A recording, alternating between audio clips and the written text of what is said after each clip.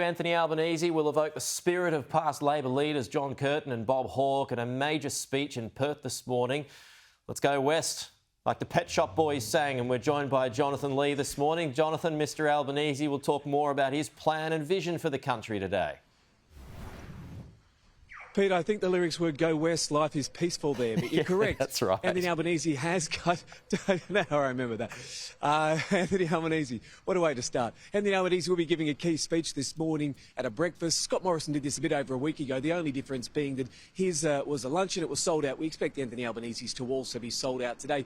He will be channeling a number of past leaders, notably Bob Hawke and also Labor's wartime leader with John Curtin. He'll also be channeling the very popular Mark McGowan here and talking about the fact that he would be a leader for Western Australia.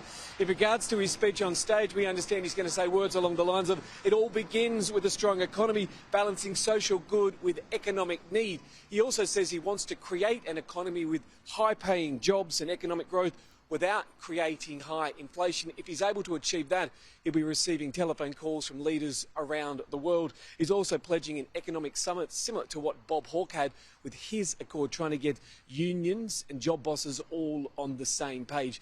The greater question, though, comes down to his deficits. Will they be larger than the coalition's? He certainly didn't want to talk about it yesterday. He received 3 questions on it, dodged all 3 and tried to reframe the question, which is normally a fairly good indicator that somebody doesn't want to be discussing it. Yesterday it was also a very short day of campaigning, just 8:30 to around midday here in Western Australia. You get the feeling that if Labor could leave their alternate Prime Minister in the hotel for the next 3 days, they probably would, Pete. We had a chat to a few people at a pre-polling booth, and this is what they had to say about who they thought would win. Voting on past performance. Does Scott Morrison deserve another term? Yes, Why? because he's done very well in the past, and I don't know how Albanese will go in the future. What do you think Albanese will be like as a Prime Minister? Well, therein lies the question, but I give him a chance because this guy's had his chance.